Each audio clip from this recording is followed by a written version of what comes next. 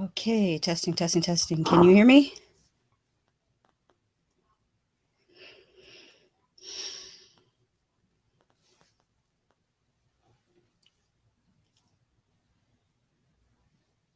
Let me check.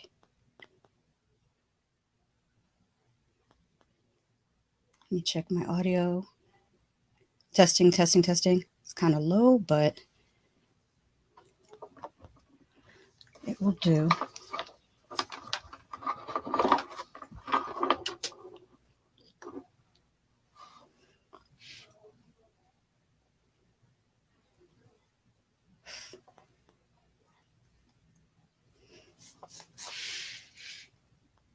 Okay, cool. Thanks. Sorry that took so long. I originally had everything set up to do on that computer, but she was lagging, so I switched everything over to my laptop. And so what I'm going to do is look at my notes because I watched Fear Street Part 3. What was it? Sometime last week. So I can't do this all off the top of my head because I know I'm going to forget to say something. Did you guys get to see Fear Street 1, 2, or 3? Oh, I forgot to say hello to everyone. Hold on. Let me say hello to everybody first. I see King Gore's in the house. Hey. Tony Man is here.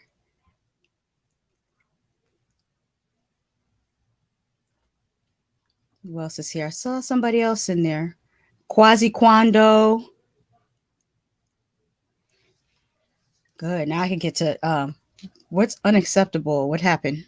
New comments. Hey, Mr. Dan and Horror.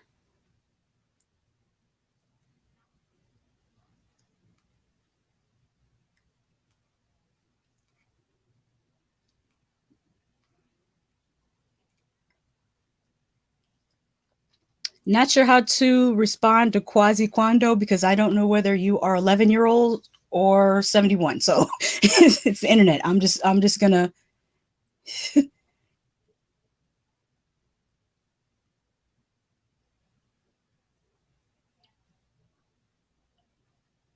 Okay, everybody's refreshed. And King Nigor says he did see 1666. Okay, there's something I forgot to mention when I talked about the first two Fear Streets. I didn't talk about the relationship between Dina and Sam at all because it didn't really stand out to me, which is a good thing because, I don't know, 10, 15 years ago, seeing a queer relationship in a movie might have stood out, but it no longer stands out to me. So I thought that was kind of cool that it's no longer like novel. At least to me, it's not novel. It's just like regular. The only thing that gave me pause is when they were acting so superbly deeply into each other, and I'm sitting here thinking, if they're supposed to be high school and teenagers, I don't know, maybe because I'm old, but I'm like, it's not that serious. I remember being in high school. I remember having a little boyfriend, and then like 3 weeks later, being bored with him and being like, I don't even like you like that anymore. So, or maybe that's just me.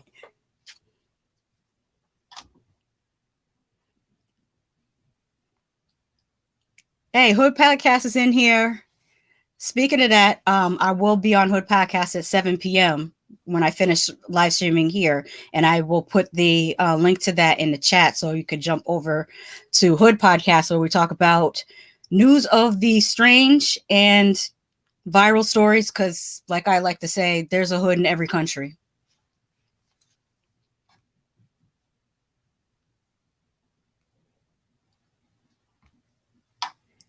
I have to get better at like interacting with the chat.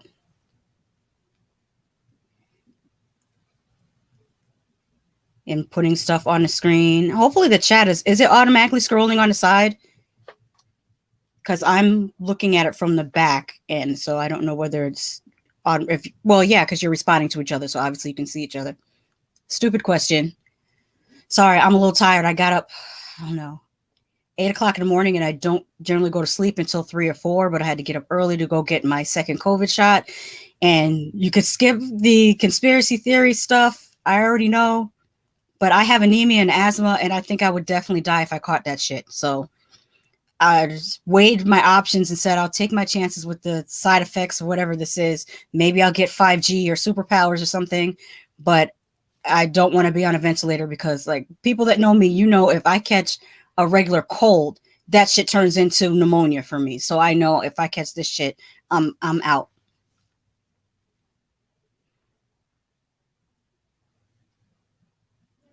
I see Kanye dropping soon. At least here my chats get read. Oh, Quasi Quando is 38. Okay, I'm just making sure because if on the internet you don't know, you literally could be arguing with an 11-year-old. You don't know. I'm gonna let you finish, but Kanye had the best Fear Street of all time.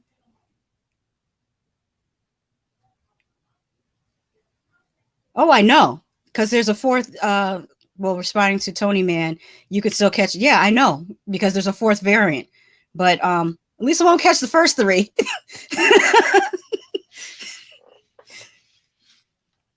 So, anyways, back to this Fear Street.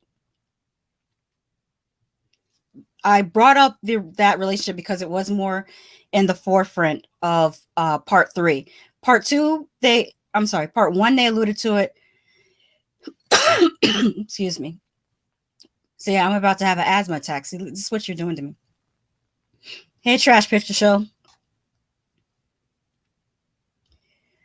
I was saying part one, they alluded to the relationship between Dina and Sam. Part two was a little bit in the background because it jumped to 1978, and then we heard about the other lady, C. What was her name? C something. Her backstory of being in the camp, which really felt more like 80s slasher than 70s. Like, I don't even know why they said it in 1978. Everything that they were paying homage to was from the 80s.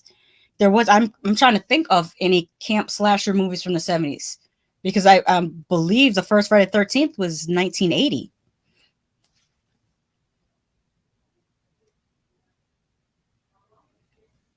Oh, Quasi Quando's account got hacked. Okay. Well, that's good to know because I saw somebody with your name writing some wild stuff. So good to know that wasn't you. um,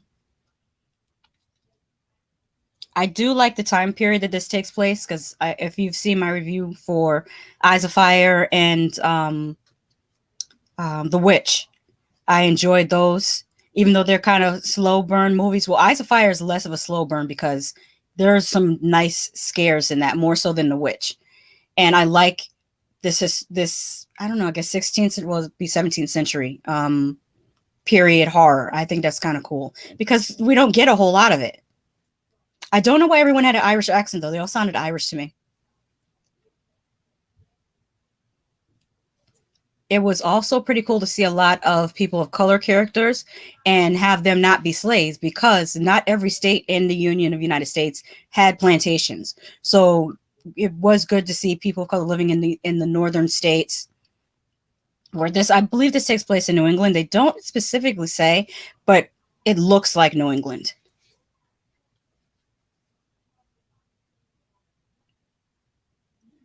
Let's see. They were trying to pack as much fan service into those movies as possible to the point where it feels try hard. I agree. It did feel like, I don't want to call it paint by numbers because that's too negative, and I don't think it was that bad, but it was a step above paint by numbers. And they missed a lot of the nuances of slasher movies. Also, they tried to put two things in one, which you can do. You can do supernatural slasher. That's what Candyman is, a supernatural slasher. Freddy Krueger is a supernatural slasher. So it can be done, but you have to be more nuanced in how you tell the story.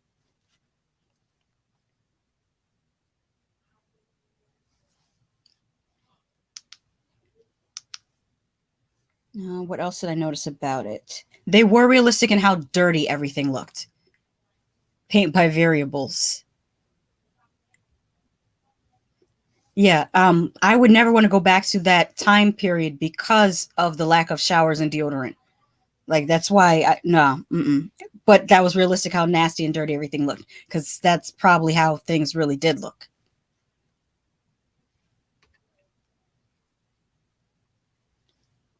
The gore that they did have, hold on, let me, before I finish that thought, I think there was a slasher that inspired Friday the 13th, but it was in 1960 films. The film that I think that you're thinking of is Dementia 13. And there's a specific scene in Dementia 13 where I wonder, let me see if I can find a scene I can screen share and show you.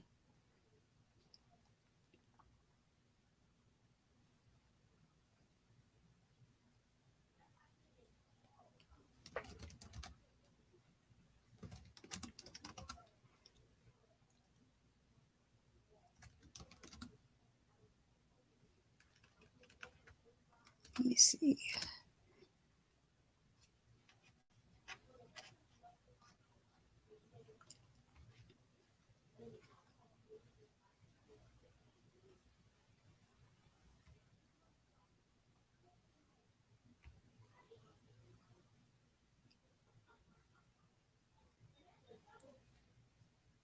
Yeah, I think this is the one.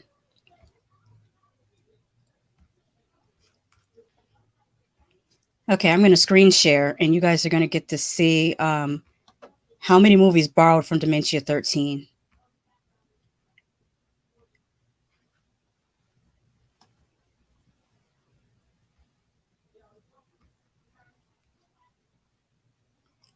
Oh, did I select the audio? Hold on.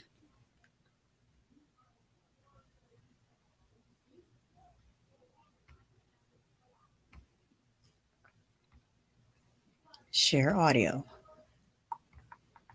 Sorry, I'll get faster at this as I get better at this.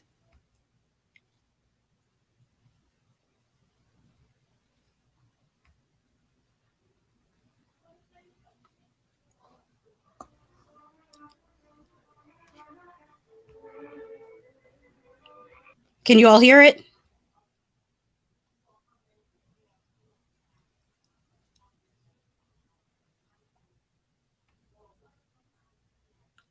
Yeah, I didn't expect them to go. Yeah, I was thinking about that too. When that scene happened, I was like, there's no showers, there's no Massengill or Summer's Eve.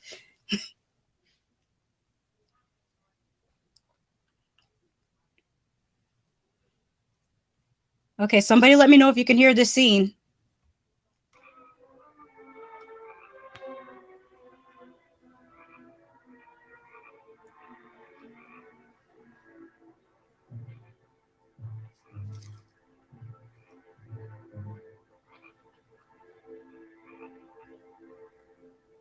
Can't hear it. It's sharing audio.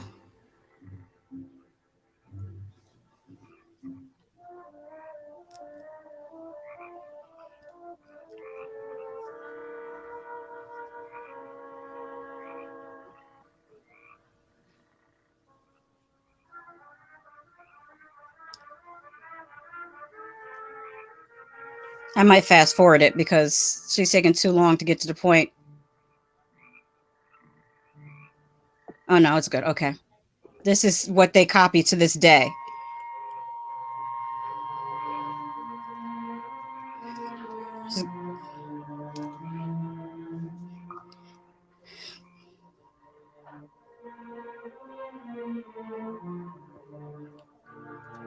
I don't think so. Not if I talk over it, because I am discussing this. Discuss. I'm talking over it. But as you can see, a lot of slasher movies to this day will do the thing where the girl gets undressed and she's going to go for a swim in her underwear.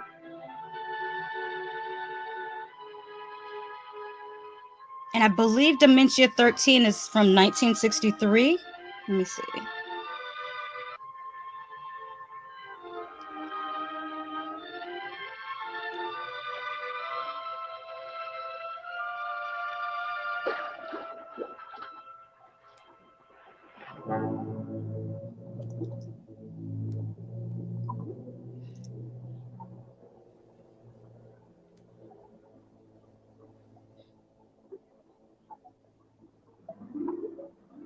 Can't type today.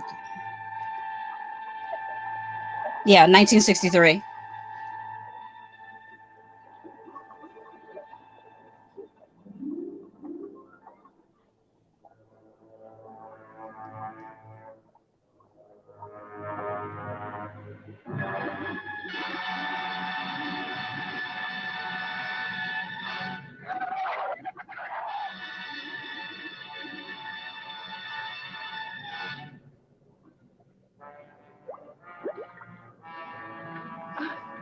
And then right about now, here comes the guy with the axe. Oh, there she goes.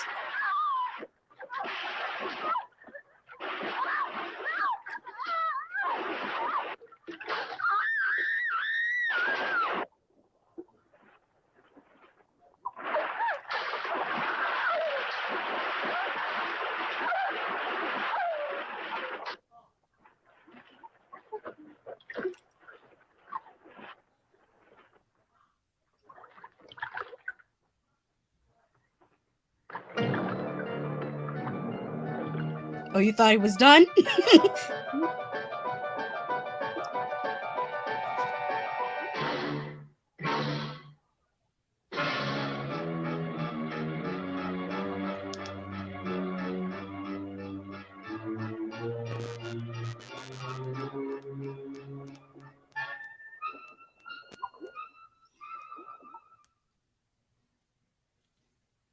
Now that, let me see. That was released September 25th, 1963.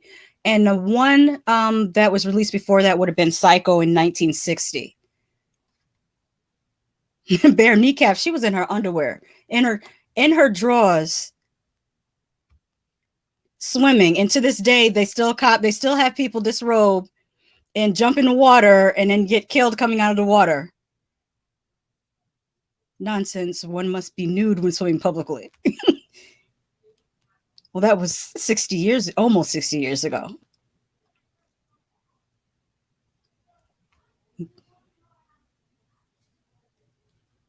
Oh no. They actually had porn then. Yeah.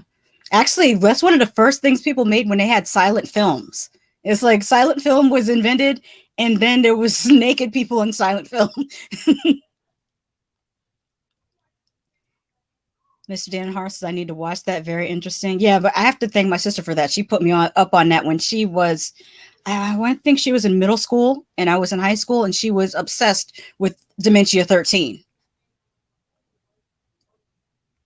Tony Man says that killer sucks. 8 whacks with an axe to kill a woman.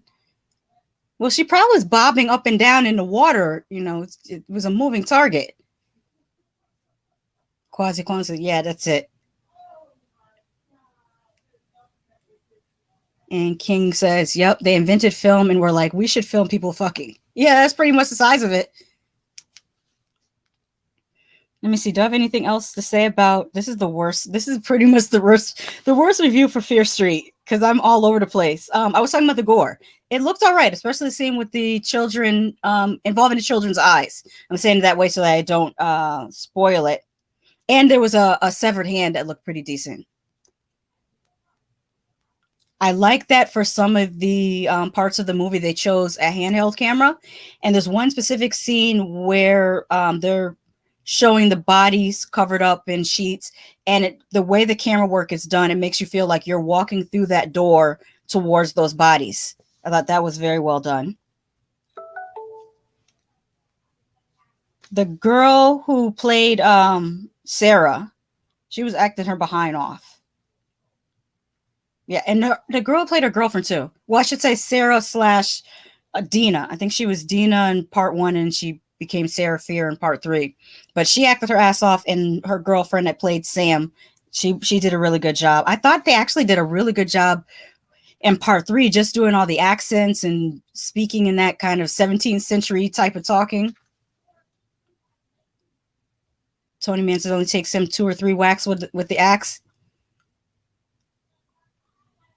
Oh no, King Gore says only takes me 2. Sorry, I read it backwards. He's saying it too, Tony Man. He also says, I like the severed hand the most.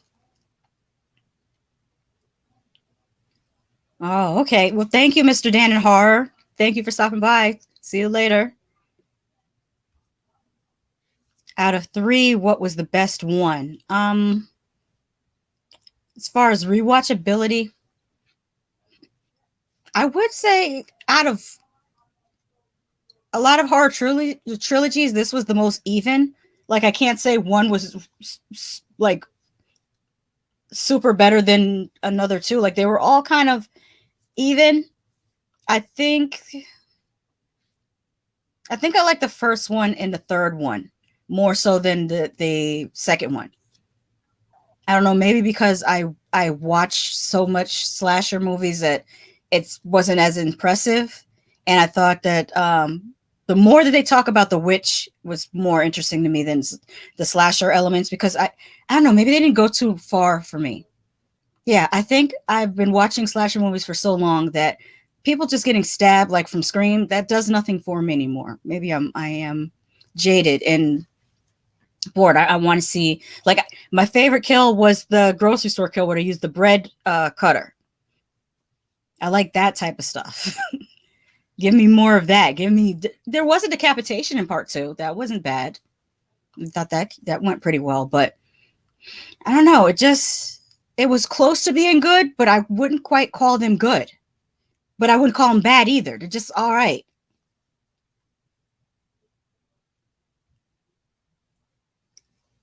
The Quasi Quando says in 1978 the acting was terrifying, no lie, in Fear Street.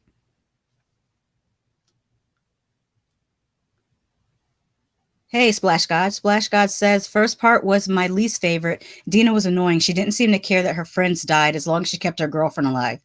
Yeah, that's kind of true. She was like putting 20 on 10 about this girlfriend stuff. And it's like, you're just in high school. You're not even going to like that person in 6 months. I've got thoughts on 78. I think we've gotten to the point where studios know they can skimp on gore if they kill kids, because you can simply imply their death without actually showing the kill. Yeah, for new movies, but you go back and watch some 70s, 80s movies, they didn't care. They would kill some kids right away. And I miss it. I like the first, Quasicano says, I like the first two, 1994 and 1978.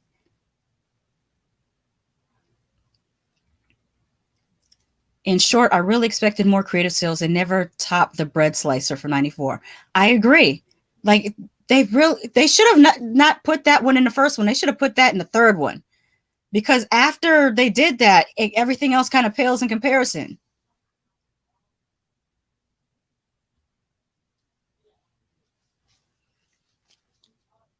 I'm almost at the bottom of my notes. The sets and locations were really well done. Like, I really looked at that and it really looked like a little village. They did really great work with that. Because I hate, and I've said before in other reviews, I hate when they film a horror movie and everything is just people talking as close as I am to this camera right here, and you can't see the location and people just reacting. And I feel like that's the laziest part of filmmaking. Go get a location. If you can't get when I look at filmmakers that can't get a location, I think you have no friends.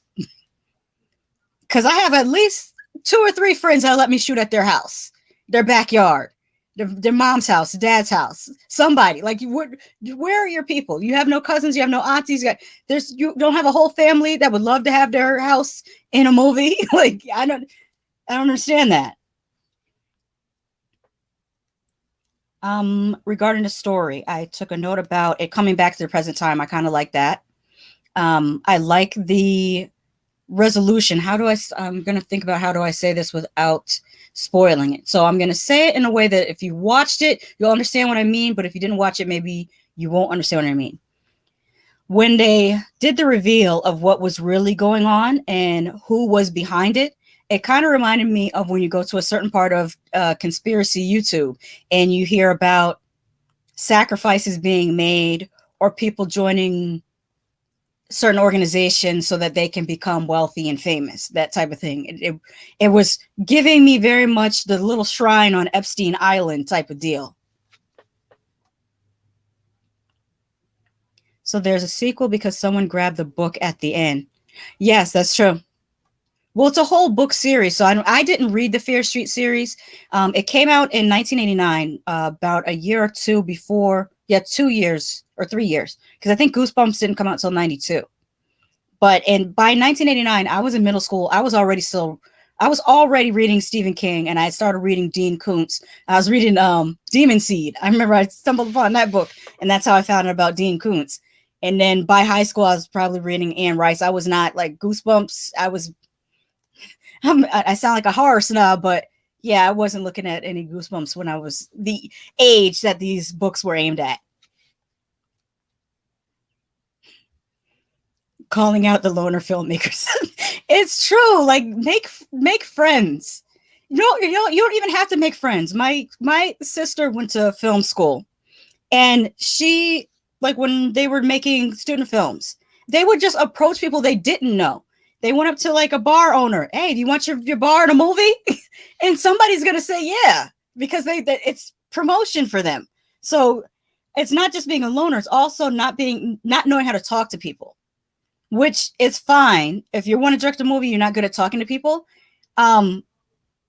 Hire someone or find someone that is extroverted that will do your talking for you, because you can do that. There's plenty of people, are very introverted people, but sometimes they make good friends with an extrovert, because the introvert's a good listener, the extrovert's a good talker. Okay, King says the Fear Street fans were not pleased. Yeah, I want to see somebody's review that read the books, so I know what was supposed to happen in it, or maybe I'll find it. Because if you have the Hoopla app, that is a library app. I should tell you guys about this.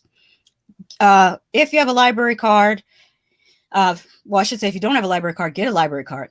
Because the Hoopla app, you can take out books on like digital books, but also there's movies on the Hoopla app, and there's horror movies on there that you can borrow for free. Quasi-Quano says, the shrine on Epstein Island, I'm dead. Laugh my ass off in the afterlife with God. That's what I was thinking of when they showed old boy with the hood and his stuff spread out. That's what it was giving me. In 1989, I was reading True Crime, Mafia, and Serial Killers. What are some of the names of the books that you read in 89, Tony Man? Facts. Gotta be more assertive if you want to make anything. Yeah.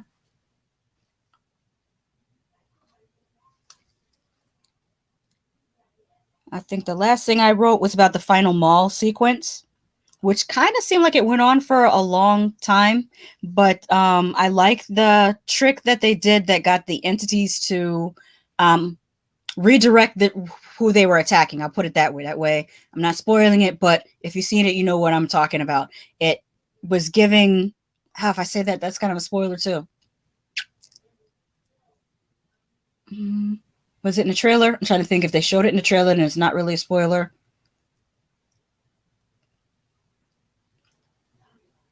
We had a versus moment. I'll put it that way. We had a versus moment. And I kind of dug that. That was fun. Yeah, that was the last of my notes on that. So now we can just chit chat about whatever. Splash God says, I met Bill from It, the 1990 version, Jonathan Brandis in 96 at Universal Studios. I'm a big Stephen King fan. That is really cool. I remember going to Universal Studios back in the 90s, back when they still used to record a lot of the Nickelodeon shows there, and you can go and sit and watch them. I think we went and watched them record.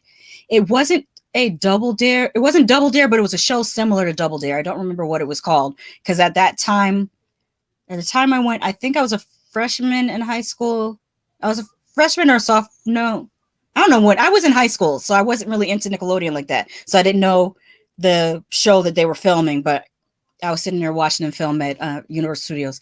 It's actually, now that I think about it, Jonathan Brandis, if I'm not mistaken, I think he might have passed away. He's a young actor. I think he passed away. Am I confusing him for someone else? I think it was. What Would You Do? I think that might have been the show. But that was back in the day. Universal Studios, I remember walking around the park and you would always hear that theme music from Back to the Future playing all through the park.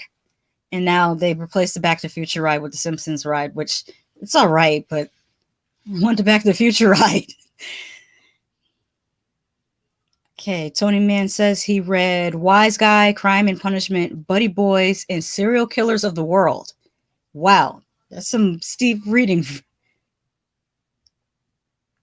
Yes, in 03 from a suicide. Yeah, that's sad to hear. Especially when you've gone through, I mean, I've been in that dark place. I've gone through that situation before. I've been hospitalized for that situation. And I'll tell you, the food at Yale New Haven is way better than down here in Florida at Lakeside. Just let you know. You have to laugh about it. You have to have a sense of humor about these things so that you can um, progress, I guess. That's what I'll say about that. Where is everyone commenting from? I'm always interested to find out where everyone is at. I know Tony Man is in Florida. I don't know where. King says, so I've been putting off watching a lot of movies recently. I'm gonna watch Shiva Baby and like a few minutes or of the new Space Jam. Shiva Baby, is that from the 70s? It sounds like a 1970s movie. And did you see the original Space Jam?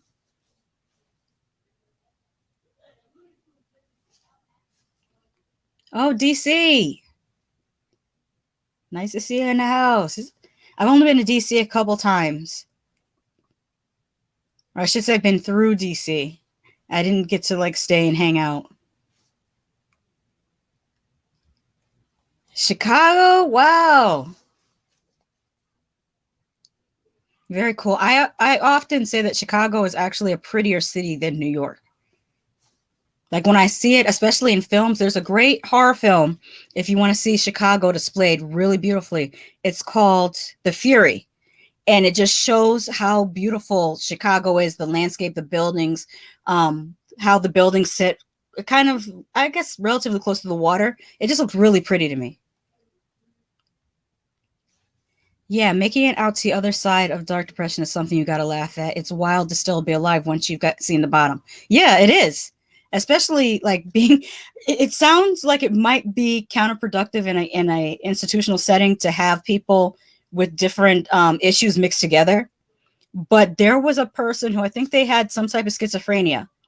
I swear that person broke me out of my depression because they were so funny. I remember when I first got there, I was an intake, and my name is not in English, so they were asking me what my name is, and then saying, "Oh, well, I can't even pronounce that." And he was an intake, and he just turned around and he said, "Well, that's a beautiful name, and if I was doing this, I would learn how to pronounce it."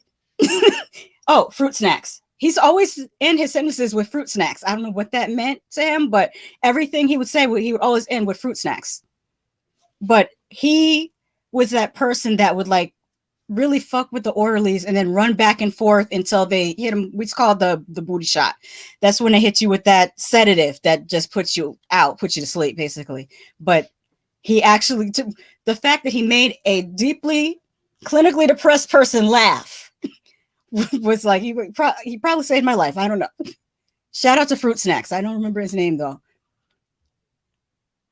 Candyman made me not want to go to. Well, that's one part of Chicago, and that doesn't even exist anymore. It was shot in Cabrini Green projects, which have been torn down and regentrified. And I think there's like a Whole Foods and a Target over there now.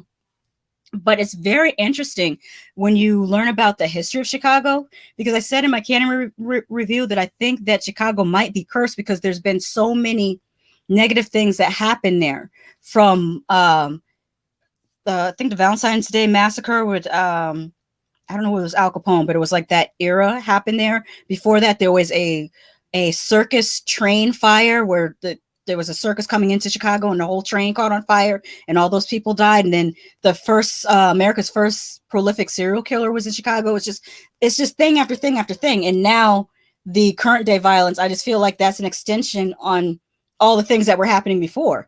And it's been going on for so long because when you think about it, when you watch those movies that are made about Al Capone and how they had the Tommy guns and they're, pretty much doing drive-bys, that was in the 1930s.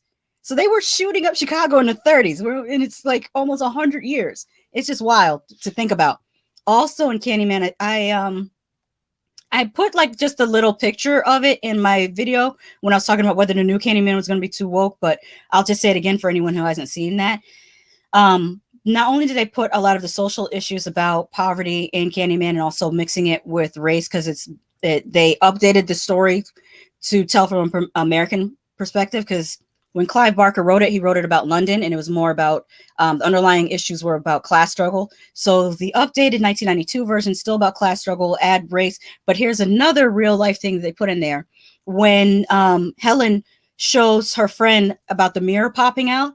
There is a story about a woman who was killed that way in Chicago. Someone came in through her mirror, and when she called 911, no one believed her because she also had, I believe, she was also schizophrenic or had some other type of mental illness, so nobody believed her when she called for help. But yeah, they took that from real life and put it in a movie.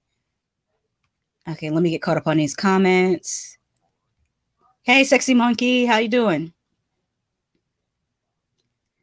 Shiva Baby came out this year. The original Space Jam, The Fury is one of the best of all time. And oh, you're from Kentucky. Oh, that's cool. The two guys from We Watched the Movie, I think they're in Kentucky as well. Hey, Kubrick lover, 1972. But that's not Kubrick in your profile. That looks like that's Alfred Hitchcock. Am I wrong?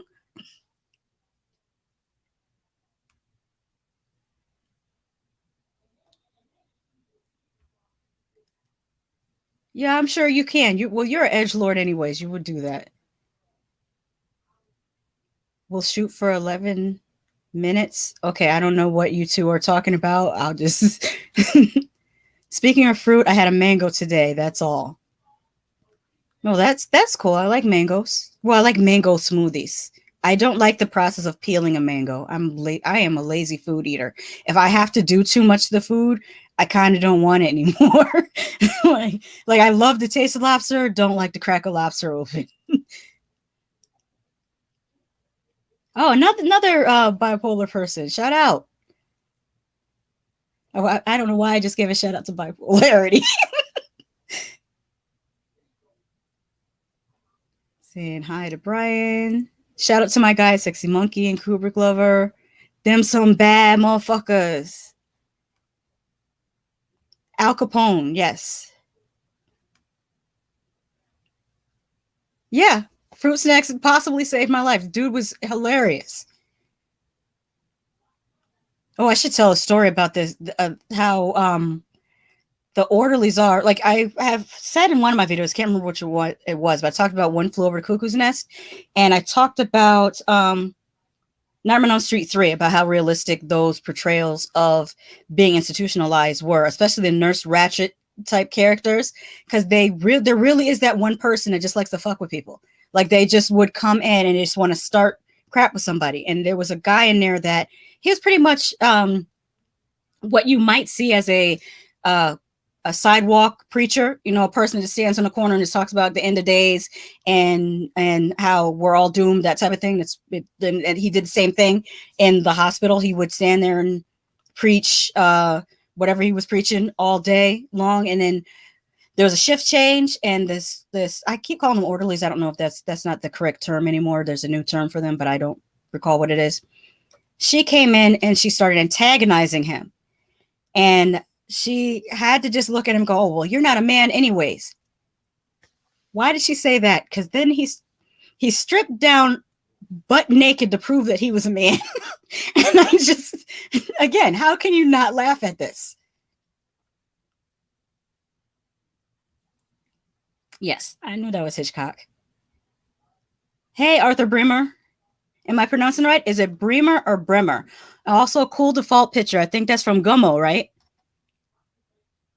Which every time I think of Gummo, I think of that bathtub scene is the most disgusting. Number one, who eats spaghetti in the bathtub and then trying to eat a candy bar and spaghetti in this dirty bath? Ugh, that's disgusting.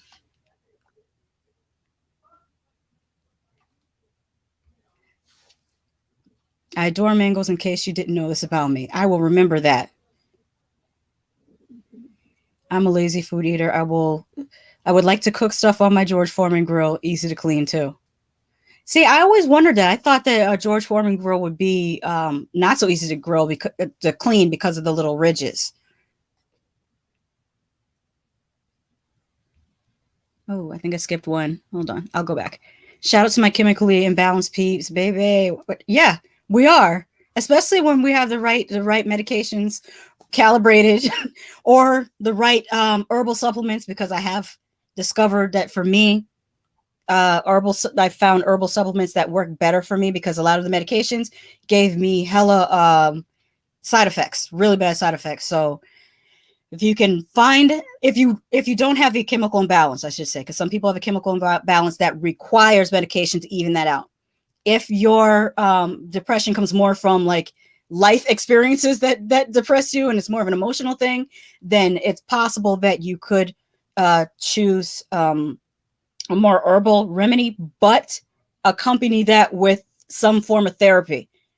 I did at least 10 years of therapy off and on to get to the point where I am now. Because sometimes you have to unfuck your mind. That's the way I'm going to call it. Like something sometimes fucks you up when you're younger and you become very depressed, and it might take years for you to unfuck your mind.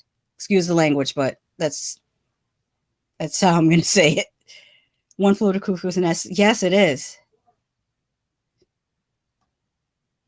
Yeah, I got 9 minutes before Hood podcast. Oh, to everyone that's coming in here a little bit later, I will be on Hood podcast at 7 p.m., which is, well, 7:05. Sorry, we start at 7:05, and I will put the link in the. No, let me go ahead and put it in the chat right now.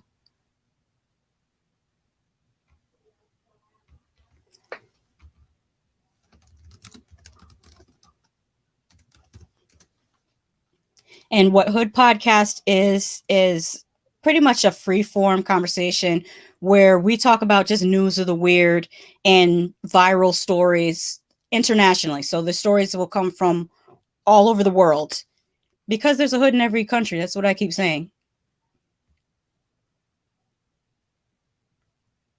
Where is the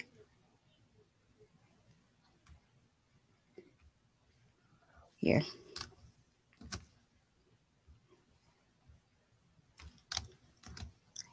Here's the channel. Okay. And let me go back to yeah. So 9 minutes before Hood Podcast, well now 7 minutes. Was Nurse Ratchet though? That's the question. I only watched the first the first episode of her Netflix series that was supposed to tell her backstory. Yeah, I would still say she's Ratchet. Spaghetti in the bathtub, Hershey bar, wash it down with milk. Oh yeah, I forgot about the milk. Milk with any meal is disgusting to me. I don't drink milk. I don't like milk. It's even when I was a kid, I remember sitting at the table at 4 years old and people trying to get me to drink milk. And they put chocolate quick in it. I didn't like it. They put strawberry quick in it. I didn't like I don't like, maybe it's the consistency. I just don't like milk.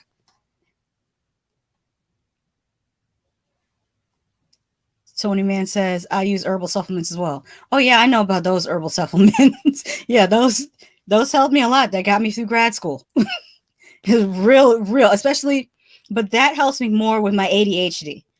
It doesn't change for me, it doesn't change my mood, but that type of herbal supplement does help me to slow down and focus a little bit better.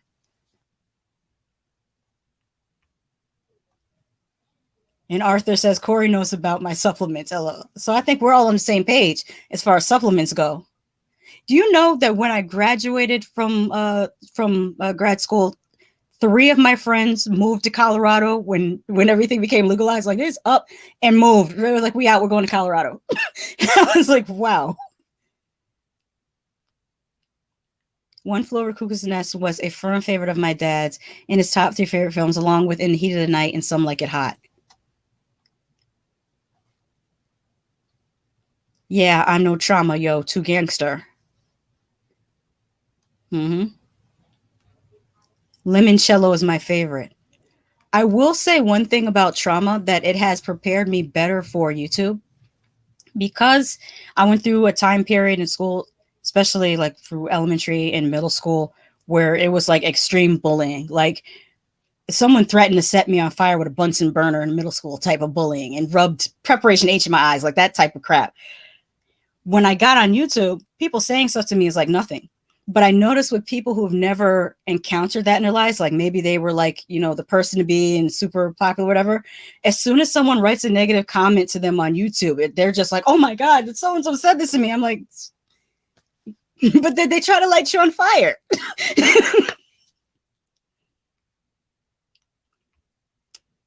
Too gangsta. Okay. I like milk, but everybody has their food preferences. Yeah. Oh, I forgot to say thank you, Tony, for letting me know about the time because I surely would have messed around and didn't realize how late it was getting.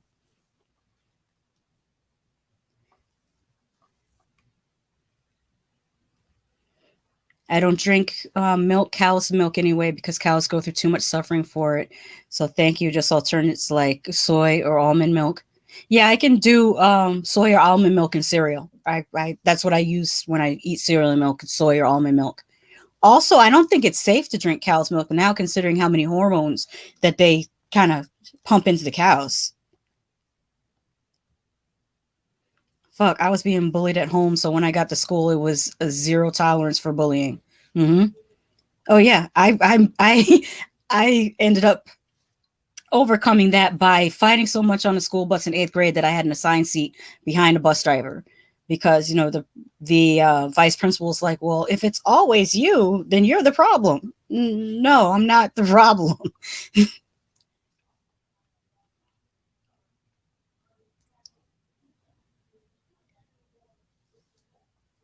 Thank you. I appreciate that.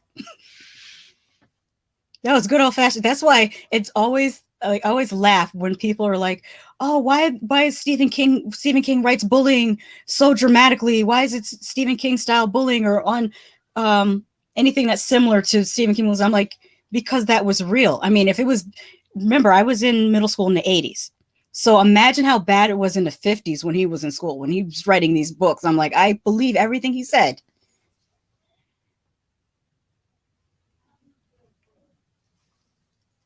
Mm-hmm. Tony Man says, I agree. Being one of three whites in an inner city school full of Hispanics and Black folks, I got bullied relentlessly, and I'm sure you're a stronger person for it now.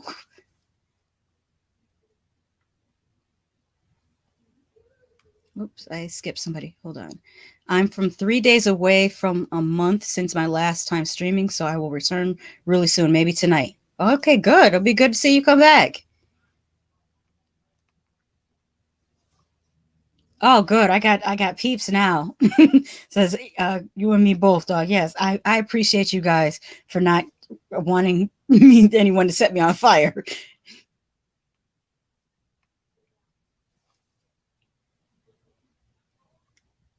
Oh yeah, exactly. Bullying was crazy. Imagine there being zero awareness for anything, and you send your kids to one place. Yeah, exactly. And back then we didn't. I always joke that Generation X is the reason why millennials have cameras on the buses or had cameras on the school buses. The crazy shit. I told a story about that in the Fear Street part one review when about the jumping out of the back of the bus, and I was dead ass that people used to take a lighter and hairspray and shoot fireballs out the back of the bus for fun.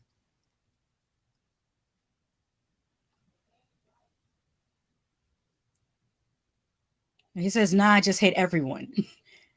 Nah, you can't do that. You still have to let people into your life and overcome that because sometimes it's just the place you're from. Like for example, I'm not going to mince words. I often say I'm from a shitty little town in Connecticut because the town is kind of shitty. And that's why the people were the way they were. If it was a nicer town where people had things to do, where, like, and when I say shitty little town, I mean, my hometown still doesn't have a Target or a Walmart. Like, you have to go over to the next town over to go to a Target or a Walmart. We had a movie theater and that closed. I don't know if they ever reopened a movie theater. Like, there's nothing to do there. I did hear that they got rid of some of the cornfields, so I guess that's a positive. There was like you could take a shortcut through the cornfield home from when I used to walk home from high school. You could take a shortcut through the cornfield. So when you have a town like that where there's a lot of people who are not very educated because the average person it's a factory town. Everyone's parents or the majority of parents would go and work either for the Coca-Cola bottling plant or they'd work in the factory at Whitney. So there wasn't a whole lot of education and there wasn't a lot of I guess curiosity until the 90s. We had a influx of a lot of a new immigrant population, so I was very fortunate that when I got to high school there were students from all over the place. We had new students that were coming from Poland, Russia, Vietnam, Laos, think we had a few Thai students, and then of course we had a lot of Puerto Rican, Dominican, Jamaican. So it was really great mixture of kids once I got to high school, and everybody is like learning about the world from people who came from different places in the world. So I can say that's positive. It had an economy where an immigrant family could come and get a factory job, buy a house, or rent an apartment and that type of thing. So that's a positive about my hometown. But I read, I think, about 2/3 of Stephen King's books back in the later 80s and 90s. I've worked at a library for 31 years. Oh my God, that's amazing. What a great job to work at a library. So I hope you were in the chat when I told everyone to keep a library card, because I have 2 library cards. I have one for, it's like the town library, and one that's for the county library system.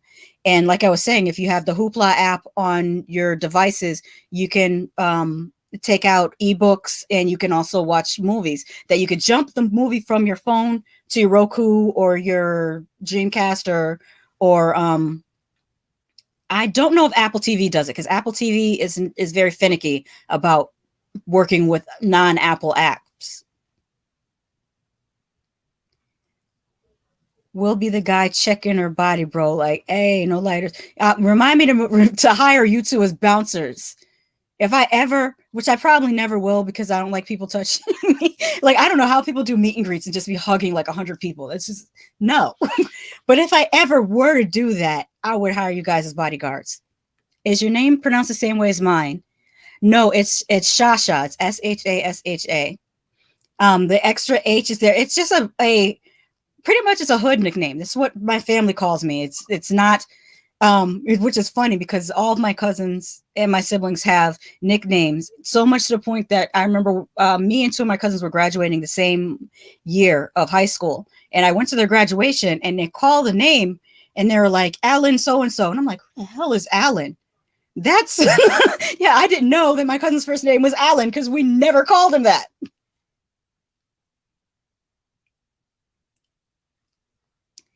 I'll be checking out you Tony Man, you need to check out King Nigor's channel, especially his videos. Have you seen this shit?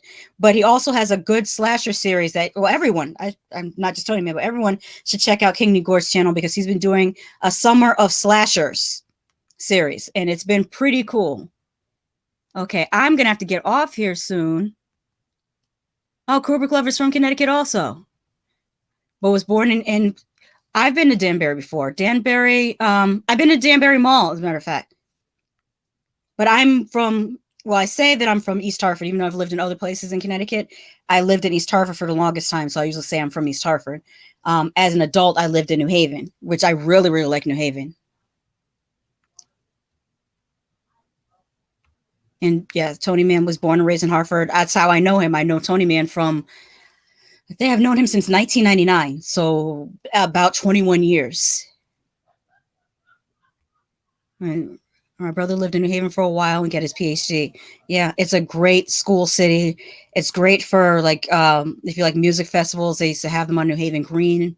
I saw Shaka Khan sing live on New Haven Green, and also Kool and the Gang, although the original lead singer wasn't there, it had a different lead singer. Great pizza also, and a quick train ride to New York.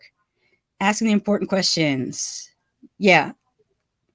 Thank you for asking, because, you know, a lot of people don't ask my name pronunciation. Yep. Tony Man, you tell anybody where you worked in Stanford? Brian, my mom believes that librarians and gardeners, yeah, they typically are, because how can you work around so much knowledge and not be? 2-minute warning. Okay, I'm going to have to go. Oh, hey, I'm glad that you did see that. I was on the Master Chaos TV's live stream. That was a lot of fun. We did like a trivia night.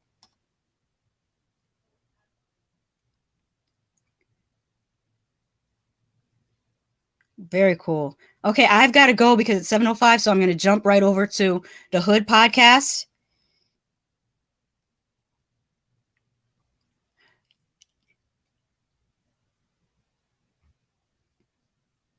Sexy Monkey, thank you very much. Yes, someone has told me that. I have been trying to get together a cosplay of Valkyrie for that reason. So thank you for that. I appreciate that because she's very, very pretty.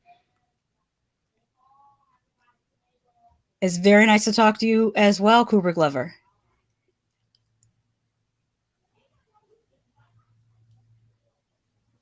Oh, well, I appreciate you too. I appreciate just the interaction that I get online with the horror community. You guys have been extremely welcoming and just so cool.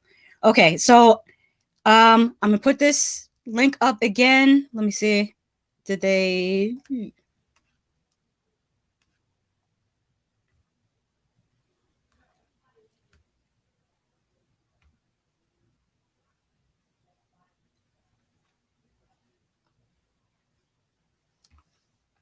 copy?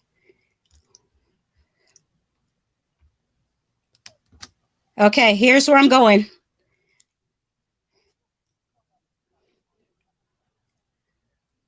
Okay, I put the link to the Hood podcast. I'm jumping over there right now. So I gotta talk to you later. Bye.